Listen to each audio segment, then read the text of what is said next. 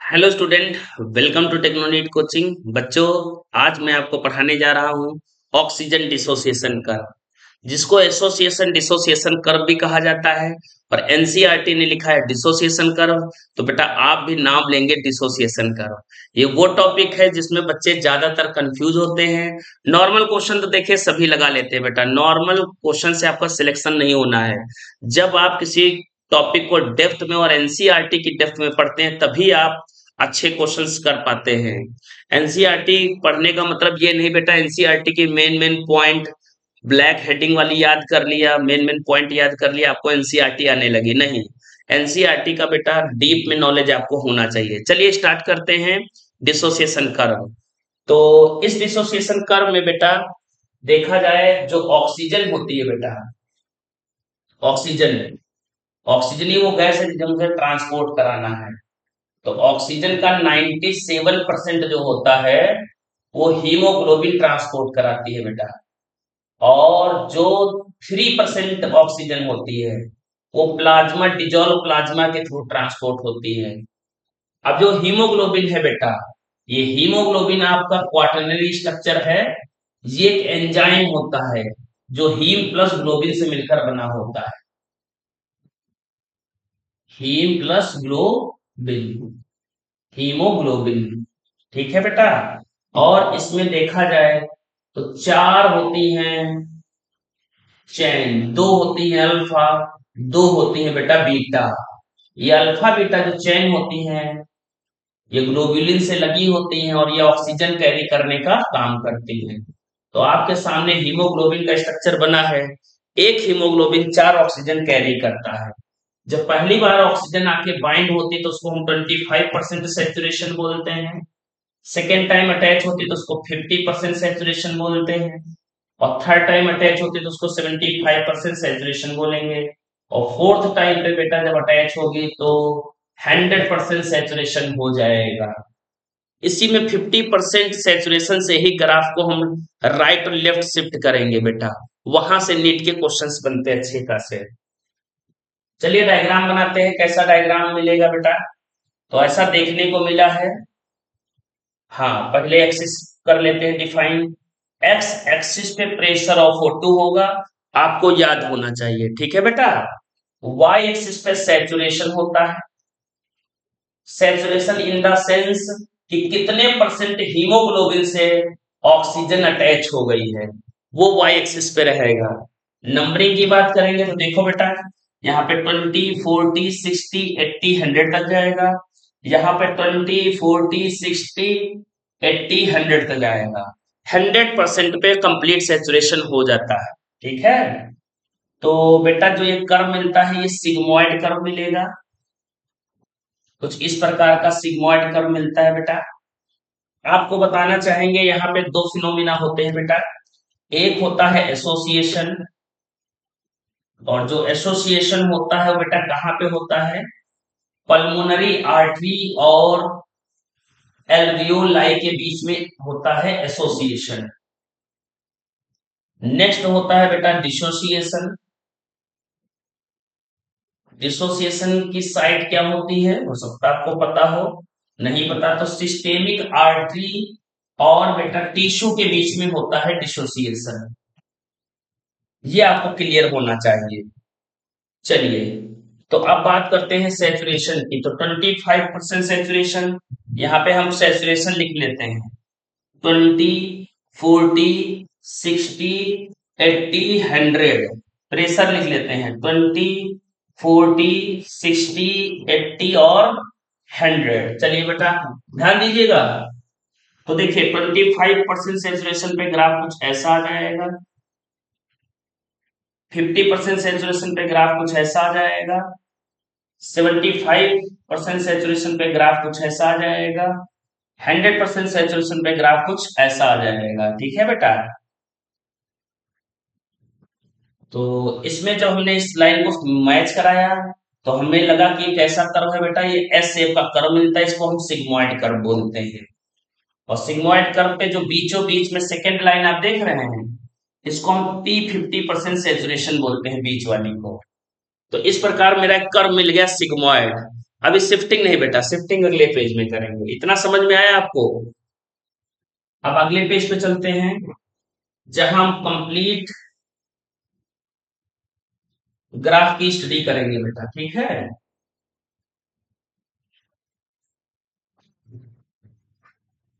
तो ये हो गया सिग्मोइड कर्व,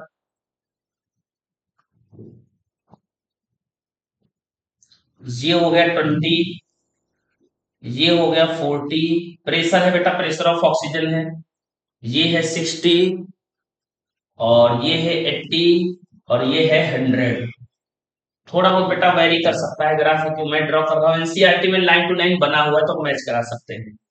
यहाँ पे हो गया 20, ये हो गया 40, ये हो गया 60, ये हुआ 80, और ये हो गया 100।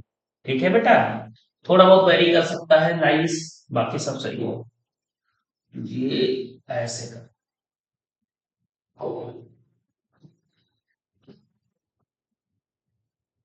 चलिए 25% सेचुरेशन होगा। बाद में कितना होगा बेटा? 50% सेचुरेशन। तो 50% सेचुरेशन पे आपको बताना चाहिए बेटा, यहां पर जो प्रेशर होता है ऑक्सीजन का, प्रेशर ऑफ ऑक्सीजन, ये क्वेश्चन पूछा जा सकता है। ये आपका 26 mmHg होगा। अब ये वेरी भी कर सकता है बेटा, क्योंकि एनसीईआरटी में डेटा दिया नहीं है। तो 25 भी है, 27 भी, वो भी चल जाएगा, सही होगा। ठीक, 50% बाद फिर 75% सेचुरेशन आएगा, और 75% सेचुरेशन बाद 100% सेचुरेशन आएगा। हम सिर्फ के कौन से ग्राफ की डिस्कशन करेंगे बेटा? 50% सेचुरेशन की। उसी से हम शिफ्टिंग दिखाएंगे आपको, ठीक है। ग्राफ कैसे कैसे शिफ्ट हो सकता है, या तो ग्राफ ये चला जाएगा इस साइड में, और ऐसा मिलेगा हमें ग्राफ, यानी कुछ इस प्रकार का ग्राफ, और हमें इधर शिफ्ट हो गया तो इस प्रकार का ग्राफ मिलेगा। ये ग्राफ मिलने के चांसेस है बेटा, ठीक है। बीच का 50% वाला मैंने बना दिया है। इस साइड में जो शिफ्ट होता है ग्राफ, तो उसको हम बेटा बोलते हैं लेफ्ट शिफ्टिंग, और इस साइड में जो शिफ्ट होता है तो उसको बोलते हैं राइट शिफ्टिंग, यानी दो शिफ्टिंग है, राइट और लेफ्ट। जो ये लेफ्ट शिफ्ट होता है तो बता, उसको हम हेल्डेन इफेक्ट बोलते हैं, हेल्डेन इफेक्ट। और जो ये राइट शिफ्ट होता है बेटा, तो हम इसको बोलते हैं बोहर्स इफेक्ट। तो ये बोहर इफेक्ट कहलाएगा। यहां पर बेटा क्या होता है, ये होता है एल्वियोलाई में। आते आते मैंने लिखाया था बेटा आपको। नेक्स्ट बेटा ये वाला होता है हमारा टिश्यू के बीच में। ये जो होता है बेटा, यहां पे होता है हमारा एसोसिएशन, और टिश्यू में होता है ऑक्सीजन का हीमोग्लोबिन से डिसोसिएशन। ये जो ग्राफ बनाएंगे हम, तो देखा जाए बेटा यहाँ पे, तो इस ग्राफ में क्या हो रहा है, देखिए 50% सेचुरेशन बनाया हुआ था, तो ये ग्राफ यही मिल गया। यानी ये ग्राफ जो होगा वो पी 50% से कम पे होता है बेटा। और इस ग्राफ में देखिए ये 50% आगे चला गया, यानी यहाँ पे क्या होगा, ये जो ग्राफ होता है वो पी 50% से ज्यादा पे बनाया जाता है। यानी P 50% से कम है तो क्या होगा बेटा, एसोसिएशन, हीमोग्लोबिन का ऑक्सीजन से बाइंडिंग ज्यादा होगा। और P 50% से ज्यादा है तो उसका डिसोसिएशन होगा, हीमोग्लोबिन ऑक्सीजन से एफिनिटी कम रहेगा और डिसोसिएट हो जाएगा, यानी टिश्यू में होगा। चलिए, और मेन कंडीशंस की बात करते हैं बेटा। और मेन कंडीशन कौन है? मेन कंडीशन है प्रेशर ऑफ O2 यहाँ पे एल्वेलाई में ज्यादा होगा, पीएच भी बेटा क्या होगी, ज्यादा। नेक्स्ट फैक्टर जितने होते हैं, जैसे टेम्परेचर क्या होगा, कम, हाइड्रोजन आयन क्या होगा, कम, 2,3 डीपीजी भी क्या होगा, कम, प्रेशर ऑफ CO2 भी क्या होगा, कम।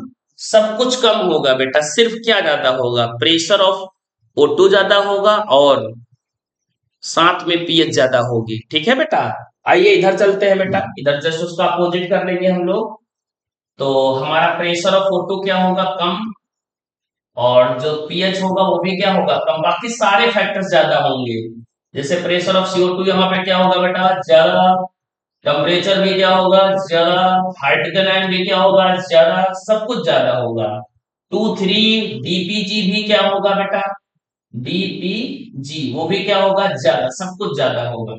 अब क्वेश्चन कैसे पूछा जाता है बेटा, हम उस पर बात करते हैं। तो क्वेश्चन पूछा जाता है जैसे pressure of O2, pressure of O2 ज्यादा है तो बताइए ग्राफ किधर शिफ्ट होगा। तो प्रेशर ऑफ O2 ज्यादा होने पे ग्राफ शिफ्ट होता है लेफ्ट साइड में, और हीमोग्लोबिन का होता है एसोसिएशन, हेल्डेन इफेक्ट, एलुलाई एसोसिएशन, और ये P50% से कम पे होता है। ठीक है, जाइए।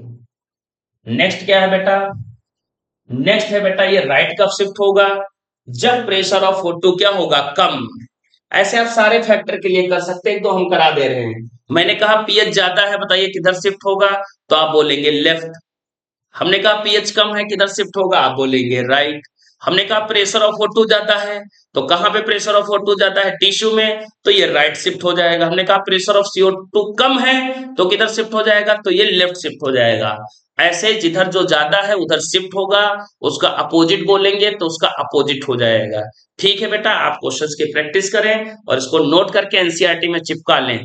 आपका, उम्मीद करते हैं कॉन्सेप्ट क्लियर हो गया होगा, क्वेश्चंस लगाएंगे तो आपका हेल्प होगा बेटा।